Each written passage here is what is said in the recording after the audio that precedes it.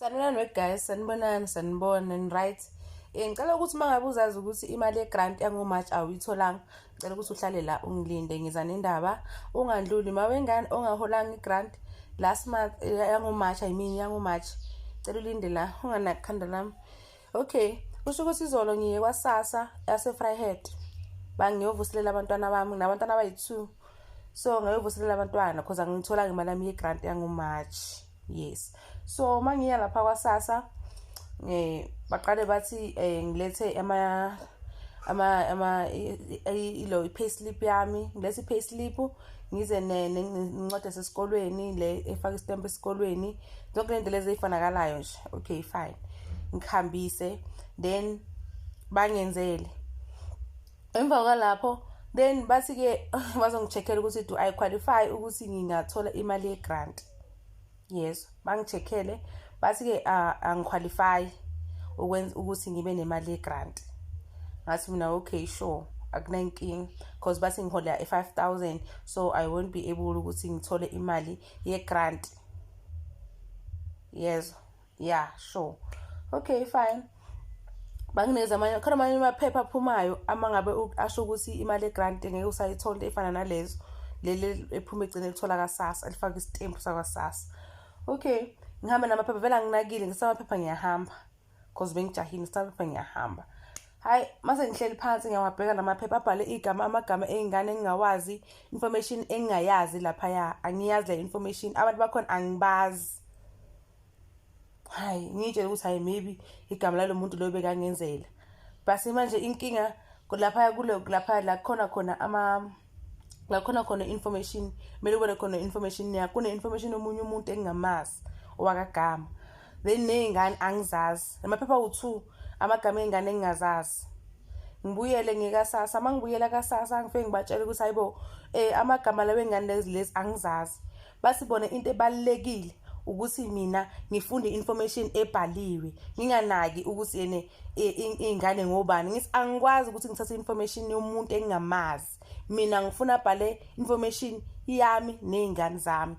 Basibona hayi kumele I'm sorry, bathi into ebalekile wena ukuthi ufunde lapha. Ngathi angikwazi mina ngidinga iphupha le information yami. Hayi ke vele bayadelela namantombazane lapha bathi ya so sebe seyivala thina le grant yakho. Ngathi ngani vele bese ngishilo ukuthi nizoyivala, so bese ngiacceptile ukuthi vele igrant imali yegrant angeke ngisayithola. Basi ke into ebalekile wena ukuthi ufunde la. Ngithi angikwazi vele nje sasa kwasuka impe enkulu vele ngathi angikwazi. Bangenzela abhale amagama ezingane zami lapha kulamagama ezingane le information yami. Uyabona ba-edithile amagama engane bawabhedile bese bethukile phela ukuthi ngibonile umkhoshokosho abawenzayo.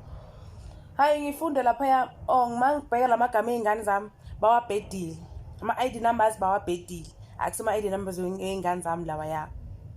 So manje guys ngifuna ukwazi ukuthi ngingasizakala kuphi, ngingenza njani ukuthi mhlambe ngizokuthola ulwazi ukuthi kwenzakalani ngemali ey'ngane zami, because lapha nazange bangisize, instead bangenzela ubugebengu. So I suspect i-fraud eyenzakala lapha kwaSASSA wase-Vryheid, kune-fraud lapha ya. So guys be aware, if banginikeza iphepha leli bakunikeza lona lokugcina ukuthi wena usahola igrant, funda amagama wakho ukuthi amagama ey'ngane zakho negama lakho na, because mina engiwatholile akusiwona wami.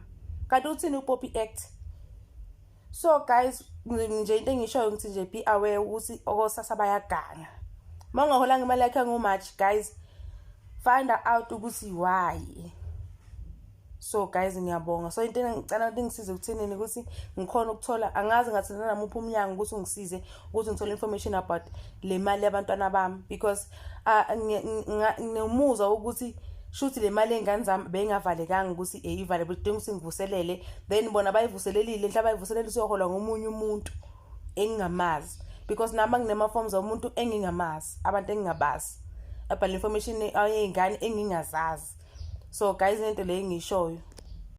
Sanibonani guys, ndaphilani. So kwaSASSA guys bangifonelile, sengibuya ne-feedback kaSASSA bangifonelile. Ugeli waxolisa wathi siyaxolisa kakhulu indlela abakuphathe ngayo, bengamelanga bakuphathe ngalo lo hlobo leli bakuphathe ngalo. ngithi mina yesisi ngiyabonga ngiyaxoxa because bengiphatheke kabi vele ukuthi bebezama ukwenzani bebefuna ukwenzani ngemali ey'ngane zami uyabo athi sisi hayi siyaxolisa sisi wami siyaxolisa kakhulu usixolele ukuthi uphatheke kabi ema-ofisini wethu uyabo ngithi mina hayi akunankinga sisi ngiyakuzwa lokho so ngithi ngicela ungicheckele ukuthi benzeni lapho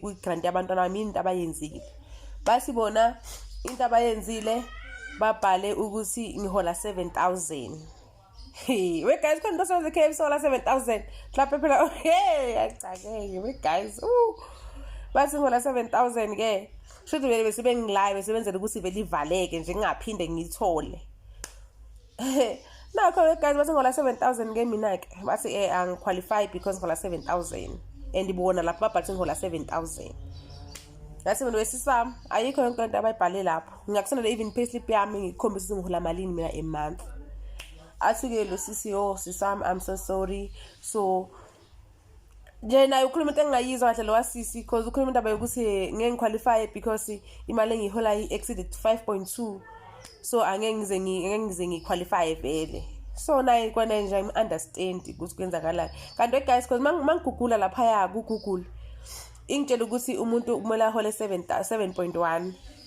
not more than 7,000 but mina even 6,000 angifiki so nje I'm confused we guys I'm confused nje ukuthi kwenzakalani angazi but ke ngicabanga ukuthi ngizoya kwenye isasa angazi mhlawumbe khona bazongisiza because ekhaya angisizakalanga eFryhead angisizakalanga even lo sisi lo ngifonelile exolisa naye nje ukhuluma into engingayizwa kahle engayi-understand futhi uyabo so we guys mina nje angisazi ngizokwenza njani angisazi but ke ngizohamba ngizwe kusasa wala around eJoburg ngizwe ukuthi kona kuhamba kanjani ngiyabonga hayi sasa shame ngicela nisho mana ngasafuni ngale mali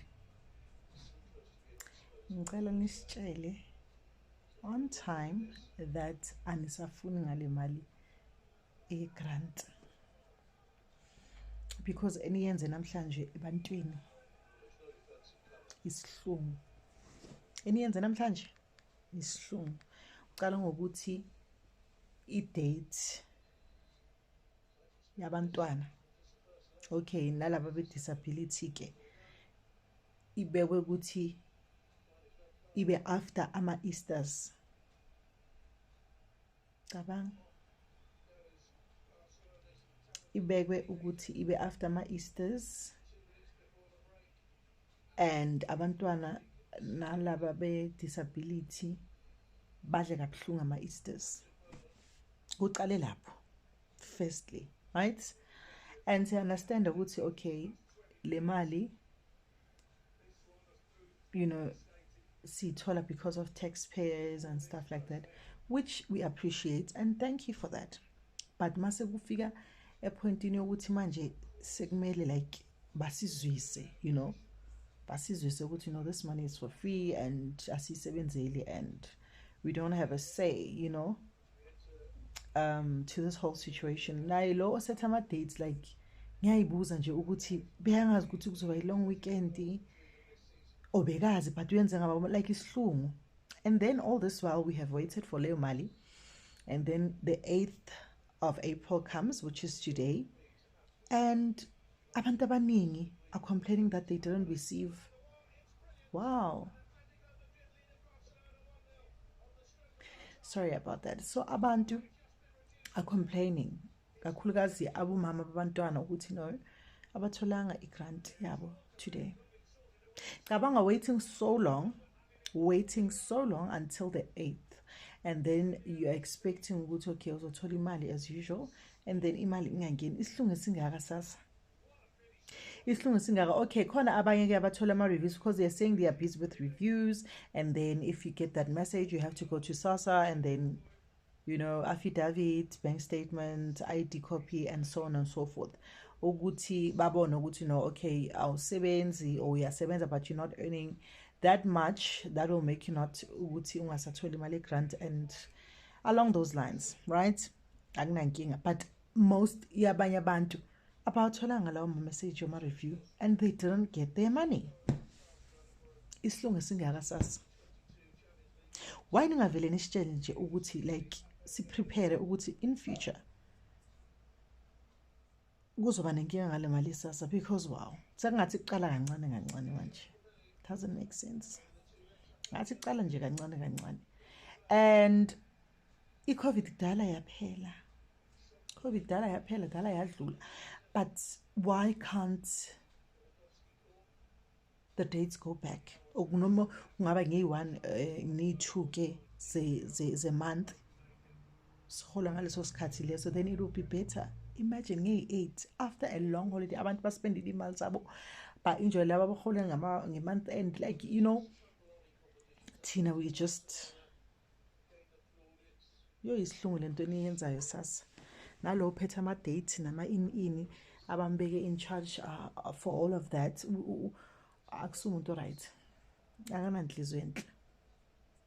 Akusumuntu kathi aqabangelani uvela uyenza nje ngoba ufuna ipay, you know.